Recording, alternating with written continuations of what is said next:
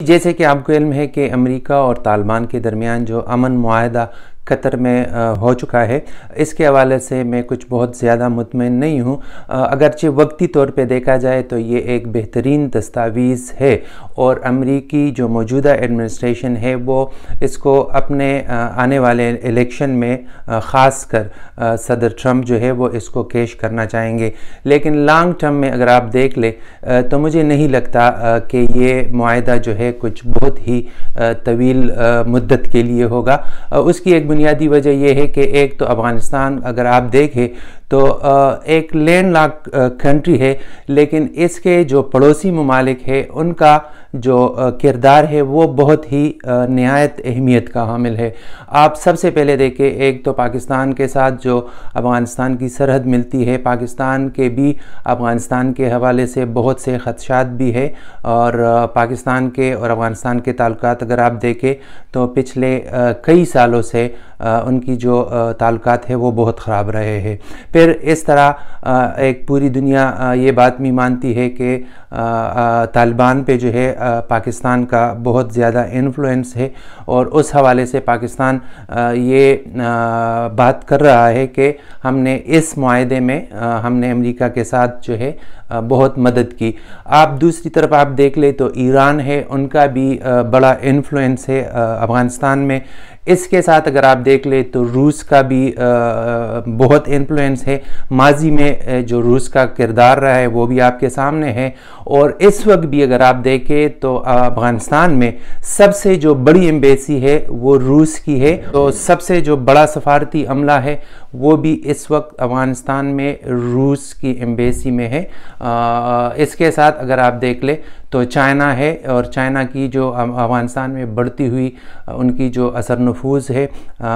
وہ بھی نہایت اہمیت کا حامل ہے۔ ابھی تک چائنا نے ایک گولی بھی فائر کیے بغیر وہ اپنے ان کے مفادات ہے افغانستان سے، اور وہ معاشی طور پہ بہت سے فائدے لے رہا ہے۔ تو میں اس حوالے سے یہ کہنا چاہوں گا کہ افغانستان جو ہے وہ پوری دنیا کے اور خاص طور پہ جو ہمارے ریجنل کنٹریز ہے، جو پڑوسی ممالک ہے، ان کی پراکسیز کا مرکز ہے۔ تو یہ جو طالبان کے ساتھ امریکہ کا معاہدہ ہے، تو اس حوالے سے میں اس لیے میں کوئی بہت ہی زیادہ اس معاہدے سے مطمئن نہیں ہوں کہ یہ صرف امریکہ اور طالبان کا مسئلہ نہیں ہے۔ یہ اس خطے میں جتنے میں نے ممالک کا ذکر کیا، روس، ایران، چائنا، پاکستان اور پھر بھارت بھی کئی سالوں سے وہ بھی افغانستان میں ان کا کافی اثر رسوخ ہے۔ تو اس حوالے سے میں کہنا چاہوں گا کہ امریکہ کو صرف طالبان کے ساتھ نہیں، یہ جتنے بھی ممالک ہے، پڑوسی ممالک ہے، ان کے ساتھ بھی ایک معاہدہ کرنا چاہیے، اور پھر نہ صرف امریکہ کو بلکہ پوری اقوام متحدہ کو اس افغان عمل کی طرف آنا چاہیے۔ اور یہ جتنے بھی ممالک ہے اس میں سب سے جو اہم کردار ہے سعودی عرب ہے، ایران ہے، پاکستان ہے، چائنا ہے اور روس ہے۔ تو ان تمام ممالک کو ایک پلیٹ فارم پہ بیٹھ کے جو ہے ان کو بیٹھ کے اس افغان مسئلے کا حل نکالنا چاہیے، اور یہ صرف جو معاہدہ ہے یہ صرف افغانستان کے طالبان تک محدود نہیں ہے، نہ یہ صرف القاعدہ تک محدود تھا۔ اس خطے میں آپ دیکھ لیں تو چین اور روس کی جو بڑھتی ہوئی اثر